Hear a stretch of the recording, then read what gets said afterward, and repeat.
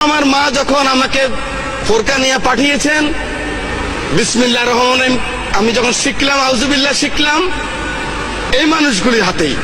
এই মানুষগুলি আমাকে শিখেছেন মৃত্যুর পরে মান রব্বুকা মান দীনুকা মান হাযাল্লাযী ফিহি। এই মানুষটাই শিখিয়েছে আমার মৃত্যুর পরে যখন কবরে রাখবেন, মিনহা খালাকনাকুম ওয়া ফিহা নুইদুকুম ওয়া মিনহা নুখরিজুকুম তারাতুন উখরা। আল্লাহ মাটি থেকে তিনি এসেছেন, এই মাটিতে আবার তাকে রেখে গেলাম।